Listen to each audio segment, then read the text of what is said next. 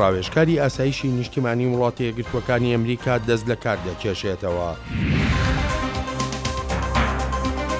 ئامادەکاریەکان بۆ درێژە پێدانی ئۆپەراسیۆنی ڕزگارکردنی مووسڵ لە ڕۆژاوای شارەکەەوە دەست پێ دەکات.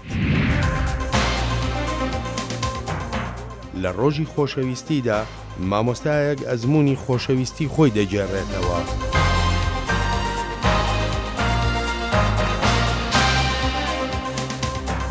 ڕۆژی خۆشەویستیتان پیرۆزە و خۆشی شاتنەوە بۆ کورد کۆنەکشنێکی نوێ لە واشنگتنەوە.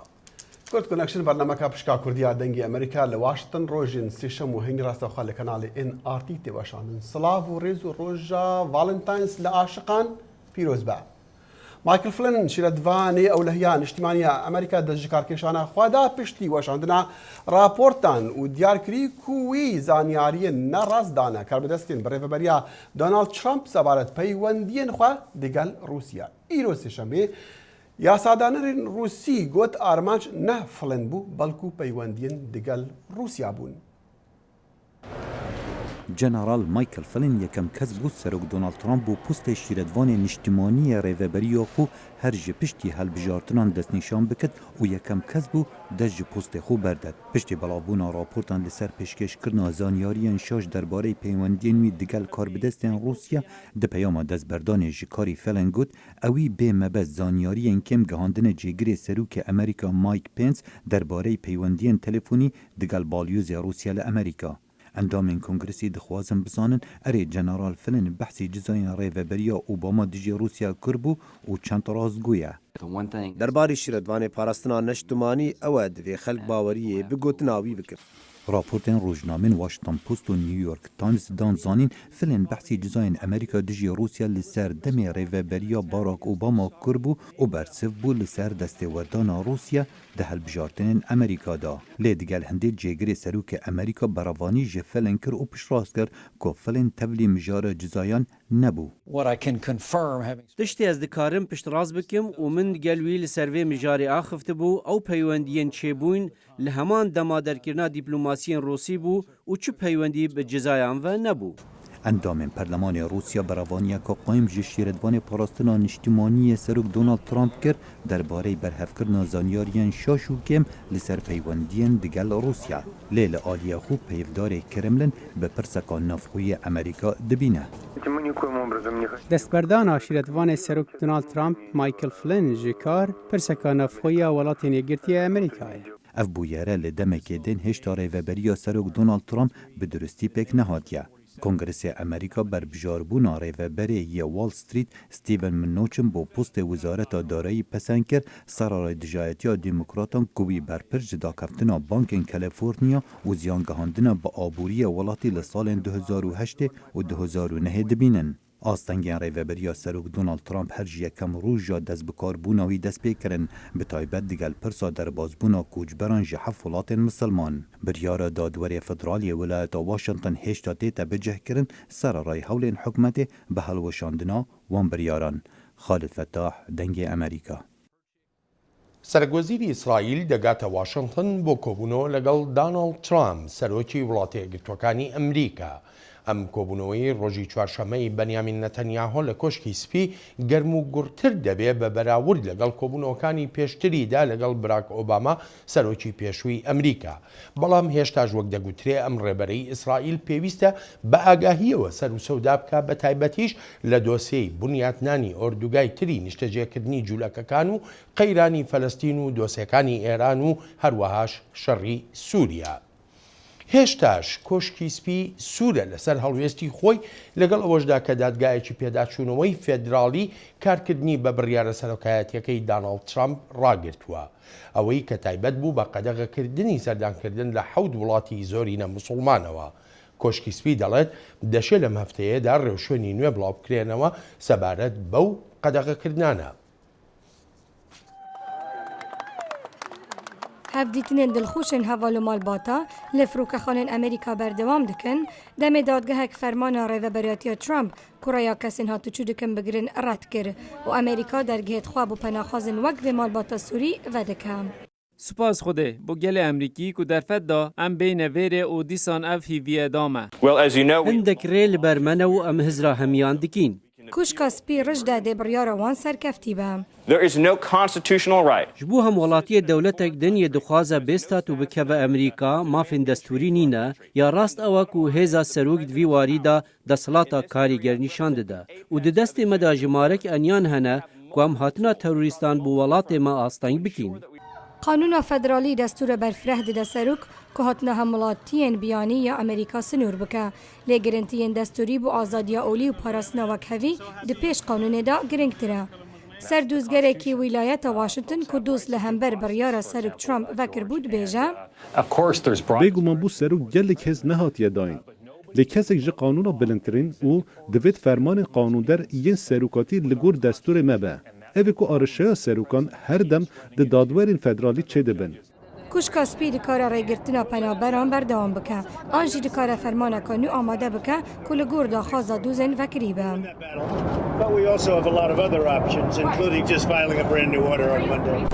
دو هفته بوری نشان داده که چاوا ترامپ پیگیره سوزا خویا کمپین جهبینه و سیستم دادوریه جی دستهلات های مایته کرنه بکن. وسروكي أجانسا أتوميا نتوي نيجرتي دي بيجا هاتا نهاب ريفبريا سروكي نوي أمريكا دونالد ترامب بيواندي بويام به هر كسا كيدي د أجانسا دا نكريا سبارت رخنهاوي لريكتنا نافوكي دقال إيراني يوكيا آمانو بريفبري كشتي أجانسا أتوميا نتوي نيجرتي دي بيجا أسيوشيت بريسكو ريكتناوي دقال يعني ريخستناوي تشو بيواندي دقال بيواندي هابو دقال حكومة أمريكا لهشتا حكومة ترامب خماخوا لهم بركتنا دقال إيراني نشان ندايا لدمي كامبينا هالبجاتنان ترامب قوتبو أو سرجنو دانستاندنان لسر ركتنا نافوكي دقال إيراني بكا قالوا جبرشي هطانها حكومة نويا أمريكا تشيبينغاف برف جيبجي كرنا سياسة ترامب نهادتنا وقالوا جواكا إيراني تشي كارفدان لهم بربان سياستان هيا لەگەڵ ما خانم بەفراو نووری نووسەر و شیکەرەوە زۆر بەخێر بێی کاتێکی ئەوە بۆ کار گەشتە استودیۆ دەزانم دەمانەوێت باسی کاردنەوەی ئێرانیەکان بکەین لەسەر سیاستەکانی ترامپ بە تایبەتش قەدەغەکردنی هاتوچۆ چۆن بووە تا ئێستا لە ئێران سێ جۆر کاردانەوە هەیە خۆی کە هەر کامیان بەپێی بیرروبۆچوونی لایەنە سیاسیەکان و خەڵکی سەرشەقام لەوانەیە کاردانەوەکانیش خۆیان جیاواز بن بەڵام خاڵی هاوبەشی هەموو کاردانەوەکە ئەوەیە کە هیچ کام لە کاردانەوەکان لە بەرژەوەندی سیاسەتەکانی دەوڵەتی ترامپدا نیەن من بۆ خۆم کاردانەوەکان دابەشەکەمە سەر سێ بەش یەکەم کاردانەوەی کۆنزەرواتیڤەکانی ئێرانە کە خۆشیان وەک ئەقلێتی یان وەک ئەقلێتی ترامپ وایە لەسەر توندڕەوی دەژین کاردانەوەشیان بێگومان کاردانەوەیەکی توندڕەوانەیە و ئەمەش وا دەکات زیاتر لەسەر ڕاستی دروستی سیاسەتە پێشینەکانیان بەردەوام بن و ئەمەش پێشیان خۆشە و هەروەهاش کە دەزانین تاقیکردنەوە موشکیەکانی ئەم دوایانە خۆی پێشوازیەک بوو لە ئەو هەڕەشە و بڕیارانەی دوایی ترامپ دووهەمیش کاردانەوەی ڕێفۆرمخوازەکانە کە لەوانەیە لە ئاستی نزیکدا پێگەیان زۆر لاواز بکە و چیتر نەتوانن باس لە کرانەوەی ئێران بکەن بەرامبەر بە ئەمریکا کاردانەوەی تریش کاردانەوەی شەقامی ئێرانە بەڵێ کە ئەگەر وەکو تا ئێستا خەڵکێکی زۆر لایەنی هیچ جۆرە سەر بە هیچ لایەنێکی سیاسی نەبوو بێتن لە ئیستادا بڕیارەکانی ترامپ وای کردووە کە جۆرە هەستێکی نەتەوایەتی دروست ببێ لە ناو خەڵکە و ئەوەش وا دەکات پشتی سیستمی ئێران و ڕژیمی ئێران بگرندش بە بڕیارەکانی شیکردنەوەی هەیە زۆر لە خەڵکان من بیستومە لە هەندێک کەسا دەڵێن کە ئەم سیاستەکانی ترامپی ئێستا بە شێوەیەک وایە کە جوڵانەوەی جەماوەرە لە ناو ئێراندا تا چەند ڕادەیەک تۆ کە تۆ ئەپشنی سیەم یان کاردانەوەی سیەم باست کرد دەمووی زیاتر لەسەر ئەوە باسکەیت تا چەندێک ئەمە ڕاستە بەڵێ بێگومان خەڵکی ئێران خۆیان تا ڕادەیەکی زۆر خەڵکێکی نەتەوەیین ئەوەش ئێران خۆی بەردەوام سیستمی ئێران بەردەوام بۆ شتێک گەڕاوە کە بتوانێت ئەو هەستا پەرە پێ بدا لە ناو خەڵکاوە کەڵکی لێ وەربگرێ بۆ کاتی تایبەتی خۆی هەروە کە دەبینین ئەزمموی شەڕی ئێران و عێراق ئەوەی سابت کرد ینی سەلماندی کە خەڵکی ئێران لە کاتی خۆیدا پشگیرێکی زۆر پانوبەرینیان لە سیستمی ئێران کرد ئیستەش ئەو ئەزممونە خەریکە دووبارە دووپات ئەبێتەوە بڕیارە تونڕەوەکانی ترام وای کردووە کە خەڵک جارێکی تر ینی ئەو هەستیان لەلا دروست بێتەوە و بتوانن ینی وردە بەرە و لای سیستم دژی ترام بڕوانەوە گەڕێنەوە. بەفراخان لە ساڵانی 1970 دەست بدایەتی ساڵ 1970 پەیوەندیەکانی ئەمریکا و ئێرانی دیپلۆماسی بڕابوون بۆ ئێرانیەکان چاوەڕێ ئەوە بکەن کە سیاسەتێکی کراوە لە بەرامبەر بە ئێرانیەکان بەڵێ ڕاستیەکەی ڕاستە ینی پەیوەندیەکی ئۆتۆ ئاسایی لە نێوانی ئێران و ئەمریکادا قەت نەبووە بەڵام پێش شۆڕشی ئێران لە زمانی شای ئێرانە ڕێکەوتنێک بە ناوی ڕێکەوتنی مەوەدەت لە نێوانی ئێران و ئەمریکا هەبووە کە بە پێ و لەسەر بناغی ئەو ڕێکەوتنە هەردوو لە توانیوانە ئازادانە خەڵکەکانیان هاتوو چۆ بکەن ڕێکەوتنی ئابووری لە نێوانیانە هەبێت ئێران قەت ئەوەی نەویستووە کە خەڵکەکەی هاتوو چۆی دەرەوە بکەن و سەردانی ئەمریکا بکەن بەڵام هەر کاتێک کە ویستی بێتی دژی ئەمریکا شتێک سکاڵایەک تۆمار بکە لە ئاستی نێونەتەوەیە ئاماژەی کردووە بە ئەو ڕێکەوتنە و دژی ئەمریکا بەکاری هێناوە ئەوەی یەک دوو هەمیش دووبارە بۆ ئەوەی کە بتوانێت پێگەی خۆی لە ناو خەڵکا بەهێز بکات کەڵک لەوە ئەو مەسلەیە وەرەگرێ و ئەوێ بڵێ من لە پشتی ئێوەم و خەڵکی ئەمریکا و سیستمی ئەمریکا دژی مردمی ئێرانە. بەفراخان زۆر سپاسکان خۆش خایشەکەم بەفرانوری نووسەر و شیکەرەوە میێوانە کورد کۆنەکشن بوو. سپاس بەش.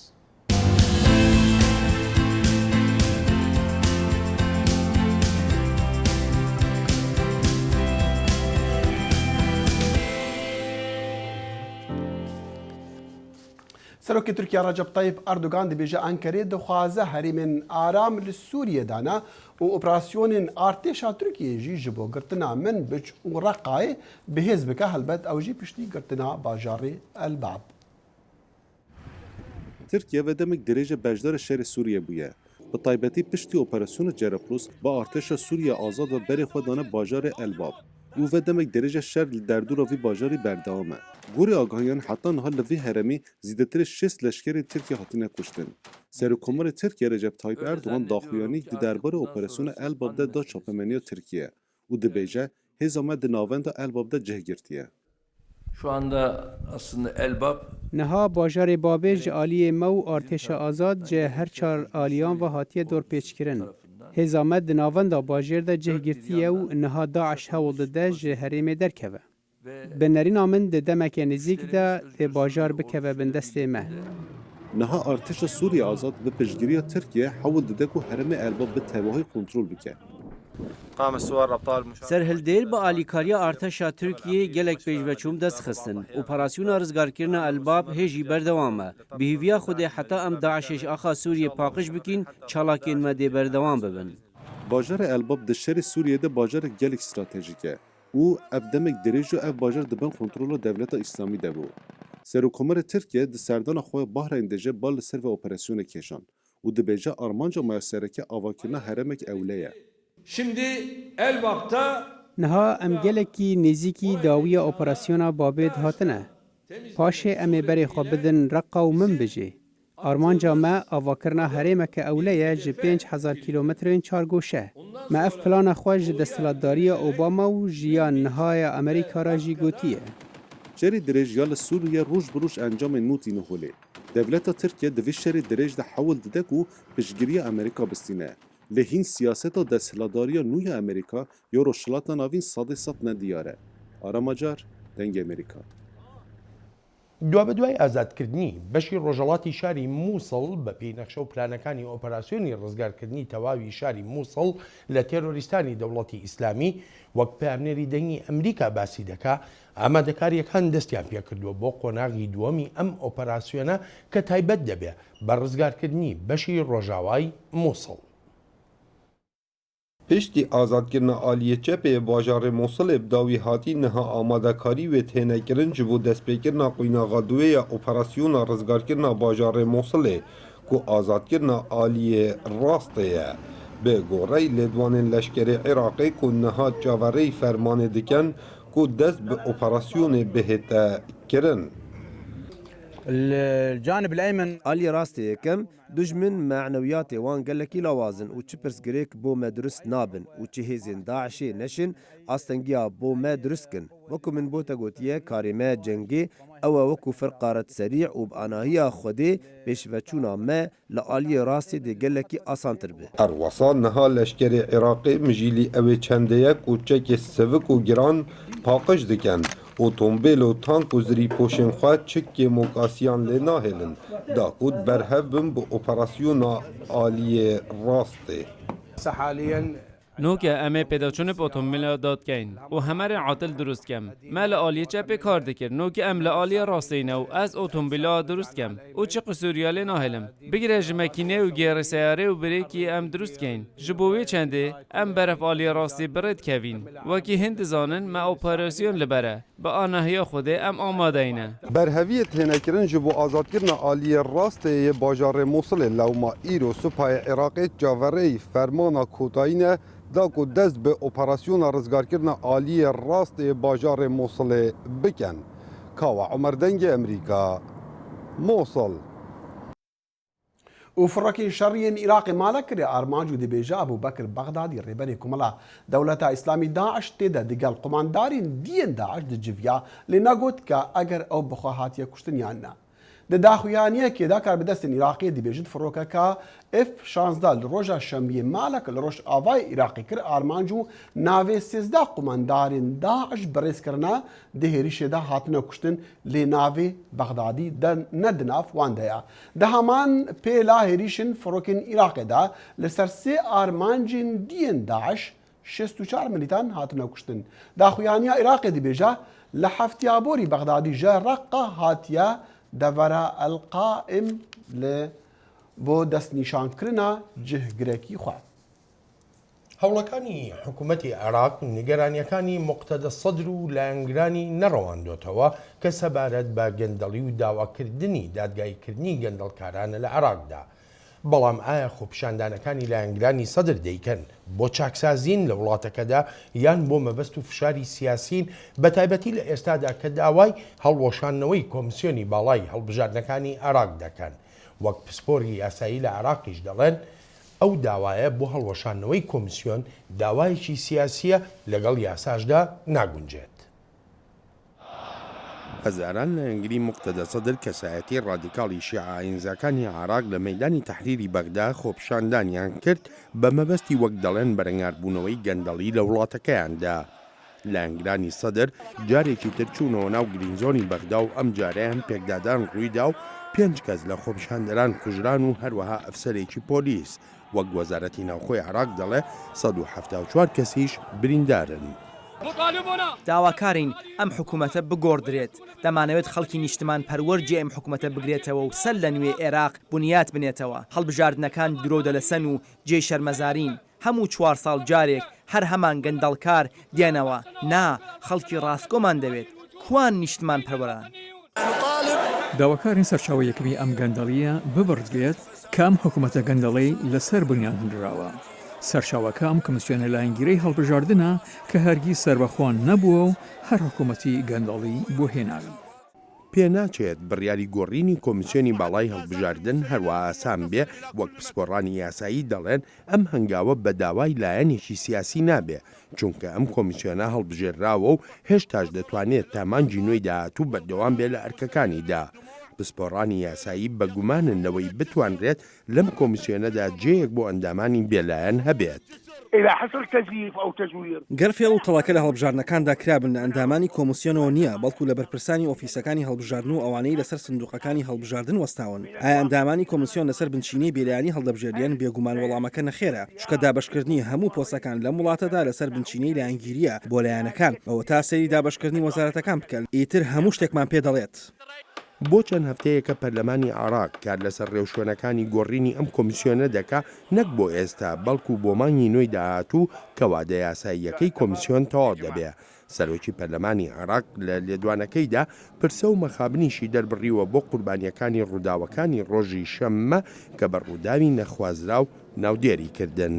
شكل مجلس النواب العراقي لجنة ئەنجومەنی نوێنەرانی عێراق لیژنەیەکی لە پسپۆران و تایبەتمەندان پێکێناوە بۆ هەڵبژاردننی ئەندامانی نوێی کۆمیسیۆنی هەڵبژاردن لە پەیوەندی بەمەوە ژمارەیەک دانیشتن کراون و تا ئێستا کاری خۆیان لە دابینکردنی تیانوسی تایبەتدا تەواو کردووە بێگومان دەرگای خۆکاندیدکردنیش دەکرێتەوە بۆ ئەوانەی خۆیان بە گونجاو دەزانن تا ببنە ئەندامی کۆمیسیۆنی هەڵبژاردن و دواتیش بەپێی ڕێوشوێنە فەرمیەکان دەخرێنە دەنگدانەوە. تونند و تیژیەکان و ئاشوبەکانی ناو عێراق ڕێگر نەبوون لەبەردەم عێراقیەکاندا تا ڕۆژێکی ئاسوودە و دوور لە جەنجاڵی و ئاڵۆزی سیاسی بەسەربەرن لەم ڕۆژی خۆشەویستیەدا. وێڕای توندوتیژەکانی وڵاتەکەمانی گرتوتەوە سوورین لەسەر بايختان بە ژیانی خۆمان بە هەموو وردەکاری جوانەکانیەوە. ڕۆژی خۆشەویستیش یەکێکە لەو دەرفەتانەی ڕۆژانی خۆمانی پێ باشتر بکەین. ئەمە ڕۆژێکە لە هەموو جیهاندا ناسراوە و چەندان ساڵە ئێمەش بە بۆنەیەکی جوانی خۆمانی دەزانین. لەوەتای ساڵی 2023 و ڕوخانی دیکتاتۆری پێشووی عێراق لە هەموو بۆنەیەکدا ڕێبەرانی سیاسی وڵاتەکە پەیامی ئاشتەوایی دەدەن. بەڵام تا ئێستاشی لەگەڵدا بێ ڕۆژ بە ڕۆژ قەیرانە سیاسیەکان ئاڵۆستر دەبن و ئەگەرەکانی لەبەر یەکەڵوەشاندنەوەی دەوڵەتی عێراقیشیان زیاتر کردووە. زارۆکێک ئێزدیە 2 ساڵی وێ جارێکدی بگەها کەس و کارێنخوا پشتی ساڵێکی ji چارەسەرکردنا شەواتە سەر و چاوی نوی لێرە لە ئەمریکا. دلبرین محسن کوماناوێ ئەنها وێنەی نوین ڤیدیۆ نوین نیشان بدەن ji ber şewata ser û çavînwî li nexweşxaneke Emerîkî li Michigan ji birînên xwe dihat çareserkirin. Dayk û babên wî jî li van rojan wê bigehin Emerîka piştî ku çend rojan hatine gîrokirin ji ber biryara Serok Donald Trump ji bo ragirtina vîzan ji xelkê heft welatan re. نزیکەی 200,000 کەس لە باکووریستانی کالیفۆرنیا لە ئەمریکا فرمانیان دراوەتێ شوێنی نیشتەجێبوونیان چۆڵ بکەن. ئەم بڕیارەش پاش مەترسی داڕمانی بەرزترین بەنداو لە ئەمریکادا دراوە. کاربەدەستان دەڵێن لە ئێستادا مەترسیەکە کەمتر بۆتەوە چونکە ئاستی ئاوی ناو بەنداوی ئۆرۆڤێڵ نزم بۆتەوە. بەڵام ئەمەش نەبۆتە مایەی دەستڕاگرتن لە جێبەجێکردنی بڕیارەکە بەهۆی بارانبارینێکی زۆر و بەردەوامەوە ئەم بەنداوە 235 مەتریە پڕ بوو لە ئاو و ئەمەش وەهای کرد بەنداوەکە مەترسی داڕمانی لێ بکرێت. دایک و باب و مامۆستا لە خوێندنگەهێن ئەمریکا مژوولی ڕێکین نوژانن ji بۆ گەشەکردنا شیان یا زارۆکان و ڕاهێنانە مەژیوان بڕێکا یۆگایە. ئەمە ئەو بەیانەیە کە لە قوتابخانەی سەرەتایی ڕۆبرت کۆڵمان لە باڵتیمۆر لە ویلایەتی میریلەنددا دەبینین. ئەم قوتابخانەی هیچ جیاوازیشی نییە لەگەڵ قوتابخانەکانی جیهاندا، بەڵام جیاوازیەک هەیە. ئابم شێوە جیاوازە ڕۆژی قوتابخانە دەست پێ دەکات. بەرەوەی کتێبەکانیان بکەنەوە مناڵەکان لێرە بەشداری دەکەن لە ڕاهێنانی مێشکدا بۆ 15 خولە کە هەڵدەستن بە ڕاهێنانی جۆرێک لە هەڵکێشانی هەناسەی قوڵ کە ئارامیان دەکاتەوە و زیاتر دەتوانن سنگ بخەنە سەروانەکانیان. پرۆگرامەکە لەلایەن دامەزراوەی هۆلستیک لایڤەوە کە بنکەکەی لە باڵتیمۆرە پەرەی پێدراوە. لە ساڵی 2014دا ئەم پرۆگرامە ناسێنراوە پاش ئەوەی کە بەڕێوەبەرەکە سەرنجیدا لە کاریگەری دامەزراوەکە لەوانەی یۆگا پاش کاتی قوتابخانە. هەموو ئۆکسیجنەکە دەچێتە ناو سنگمەوە و هەروەها وام لێ دەکات بەڕاستی هەست بە ئارامی بکەم لەبەر ئەوەی من ئەوەندە کەسێکی ڕق نیم. پراکتیزەکردنی یۆگا و ڕاهێنانی هزر و ئاواز چەندین سەدەیە هەیە، بەڵام لێکۆڵینەوە زانستیەکان لەبارەی کاریگەریەکانیانەوە شتێکی نوێیە. کارمەندانی قوتابخانەکە دڵیان بەم دەرەنجامە خۆشە. قوتابیەکان زیاتر وردبین بوون، ئامادەن بۆ فێربوون، مێشتیان لە یەک شوێنە کە وەک ناوەندیەکی لێهاتووە بۆ ئەوان. لە قوتابخانەکە شێوازەکانی ڕاهێنانی ئاواز تەنها بۆ پۆلەکان تەرخان نکراوە، بەڵکە مامۆستەکان هەندێک جار مناڵەکان دەبەنە ژووری ساتەوەختی ڕاهێنانی ئاوازەوە لە بری ئەوەی ببرێن بۆ ئۆفیسی بەڕێوەبەر بۆ لێپرسینەوە. ئەوە تا مامۆستانی ڕاوێژکار یارمەتی مناڵەکان دەدەن کە بیر لە دەرەنجامی کردارەکانیان بکەنەوە. ئەو شتە جیاوازەی دەکەن لەم ڕۆژەدا بریتە لە هەناسەدان. هەروەها هەندێک خۆشیشمان تێ کردووە کە ڕاهێنانی یۆگاش دەکەین بۆ مناڵانێک کە ئەو هەموو وزایان تێدایە. هەروەها ئێمە وانەی داهێنانی نووسین و نووسینی بە ئاوازداهێنانیش دەڵێنەوە. ئێمە هەوڵ دەدەین بگەینە گونجاندن لەگەڵ ئەو کەسەدا و ئەوان تێدەگەن. کەواتە ئەوەی منی هێنا بۆ ئێرە لەوانەیە ئەوە بێت کە من بێجگە لەمە هەوڵی شتی جیاواز دەدەم. مامۆساکان دەڵێن کە قوتابیەکان هەندێک جار پەشیمانبوونەوەی خوان دەردەبڕن لە کردەوەکانیان کاتێک لە ساتەوەختی ژووری ڕاهێنانی ئاواز دەگەڕێنەوە شتێک دەڵێن کە پێشتر ڕووی نەداوە بەڵام تەنها مناڵەکان سوود لەمە وەرناگرن. من لەو باوەڕەدام کە تر ئەمە یارمەتی من دەدات وەک لە منداڵەکان کە ڕێ بە من دەدات بیان بم بۆ ئەوێ و ساتە وەختێک وەربگرم بۆ جۆرێک لە کۆکردنەوەی بیرکردنەوەکانم و کەمێک هێوربوونەوەم کە دەگەڕینەوە هەردووکمان ئامادەین بۆ هاریکاریکردنی یەکتری. بەڕێوەبەری قوتابخانەکە دەڵێت کە ئەو سەرنجی ئەوەی داوە کە گەشەیەک لە پەیوەستبوونی قوتابیەکان داهاتۆتە دی. ئەو ڕۆکە 14 قوتابخانە لە بەڵتیمۆر و چەندانی دیکەش لە وڵاتەکەدا کار لەگەڵ دامەزراوی هۆڵستیک لایفدا دەکەن بۆ یارمەتیدانی مناڵان بۆ ئەوەی هۆشیار بن لە کردەوەکانیان و لە یەک کادا پێکەوە هەناسە بدەن.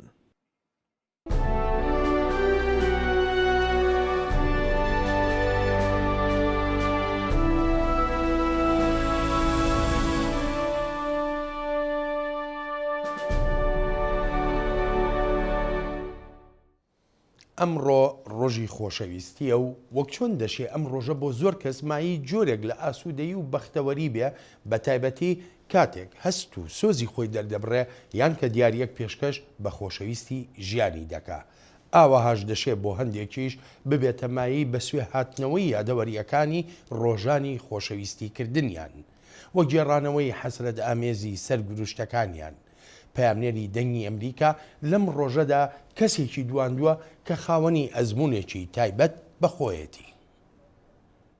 نە ئەو توانی گوڵم باتێ و نە منیش توانیم گوڵەکەی بەمێ هەم تەمەنیشمان چۆ سەرەوە بەسەر چوو هەم گوڵەکەش سیس بوو. دوای 30 ساڵ دابڕان لە خۆشەویستەکەی شێخ ئیبراهیمی 51 ساڵ هێشتا بە خەیاڵی سەرەتاکانی ناسینی خۆشەویستە کۆنەکەیەوە دەژی. ئەو چیرۆکی خۆی لە باخی گشتی سنەیمانی و وێزگەی پاسەکانی سەرچنە بە یادگاری ساڵی هەشتاکانەوە بۆ باز دەکردین. ئەمە یادگارێکی زۆر خۆشمە لێرە هەموو جارێک سەردانی ئێرە کەمەوانێ. ئەلێرە زۆر جار چاوەڕوانی مەکرد کە هات بەس بە تایبەتی کە ئەوە هات وەسعەکە زۆر لای منە گۆڕایانی زۆر لێدانی دڵم خێرا بوو هەستمە کرد ڕەنگم تێکە چوو هەستمە کرد ئیتر یعنی لە دنیایەکی ترام ئەوە نەم پێخۆش و تەنانەت شەوکە ڕۆشتمەوە لە ماڵەوە لە خۆشیە تا درەنگ خەوم لێ ناکە و هەر بیرم لێ کردەوانێ. شێخ ئیبراهیم پیشەی مامۆستایە و وانی زمانی ئینگلیزی دەڵێتەوە. کاریگەری عاشقەکەی بە جۆرێک بووە لەسەر ژیانی لایەنی پیشەییشی هەبووە. هەر تەلەبەیەکم بینی بێ هەر شێوەی لەو چوو بێیان هەر بە حاڵ یعنی قشی چاوی هەر شوێنێکی باوەڕێ بێت چەندین جار هاوکاریم کردووە بەدزیەوە بێ ئەوەی بە خوێنکارەکە وڵم تەنیا بەس لەبەر ئەوەی لەو چووە. ئەو بە جۆرێک باز لە خۆشەویستی خۆی بۆ کچێک دەکات کە مەجنون و بێستونی سەردەما ئامادەی کردنی چەندین کاری مەحاڵ بووە لە پێناو گەیشتن بە خۆشەویستەکەیدا. بەس ئەوم هەبوایە یعنی هەتاکو ئەمردەم هەموو ڕۆژێک یعنی لەو کانە بەردانە بەردیان پێ بشکان مایە بە پێک مەناعەتم نەبوو. بۆ ئەو لە ڕۆژی ڤاڵانتایندا هاوشێوەی ئەو گەنجانە حەز دەکات گوڵێکی سوور پێشکەش بە خۆشەویستە کۆنەکەی بکات ئەگەرچی ئەوە مەحاڵە بۆی. زۆرم حەزە کرد لە کاتی ئێمەشا ئەوە لە ڤالانتاینا بەهاتایە گوڵێکم پێشکەش بکردایە و یان گوڵێکم لێوەر بگرتایە. هێشتا خۆشەویستەکەی لە یاد نەکردووە کە زیاتر لە 30 ساڵ لەمەوبەر ناسیوێتی و عاشقی بووە. گەر یەکێکت خۆشویست و نەبوو دائیمەن لە دڵی تۆیان جێگەیەکی هەیە ئەو لایە هەر بە کەسی تر پڕ نابێتەوە باوەڕ مەکە. لە هەڵگرتنی ئەم خەمە سەختەیدا بە پێچەوانەوە خێزانەکەی نەکێشەی بۆ دروست نەکردووە هاوکاریشی کردووە. خێزانەکەم ئەزانێ و زۆریش یعنی هاوکاری کردوم یعنی هەنێ یارمەتیش یاوم هەنێ لەو فەراخانەی بۆ پڕ کردومەتەوە. ئەو هۆکاری بۆ یەک نەبوونیان بەم جۆرە باز دەکات. باوکی من مەلا بوو کابرایکی زۆر متەدەین بوو خوافی کامو جاری و ئەوان ڕەفیقی ئێمە نین ئێمە هەزار ساڵی کەش دەوڵەمەند بین و کاسبی بکەین ناگەینە ئەوان. هەندێک جار جیاوازی و بربەستە کۆمەڵایەتی و ئاینیەکان چیرۆکی هاوشێوەی شێخ ئیبراهیم دروست دەکات بەڵام ئەو دەربڕینانی بۆ شێخ ئیبراهیم ئاسانە بۆ هەزارانی تر مەحاڵە و بۆ هەمیشەی لە ناخیاندا بە فەن خواردووی دەمێنێتەوە. ژیار محەممەد دەنگی ئەمریکا سلێمانی. جادەخی قوباتی جەلیزادەی شاعریش قسەیەکی هەیە دەڵێت گەورەترین تاوان لە ناو مرۆڤایەتی ئەوەیە مرۆڤێک کە عاشق نەبێت. بەڵێ و ئەسجی هیوی دکەم و دوعا دەکەم و شێخ براهیم هێشتا عمری مایە بگاتەوێ ڕۆژێک و بکاردگولەکە سۆر پێشکێشی خۆشتەوی خۆ بکات ئەگەر نا لە بەهشتێ بدیت ناوێ شادەدا هەتا جارەکە دی کۆت کنێکشن نەکدی هەر شاد و بەختەوەر بن هەر شاد.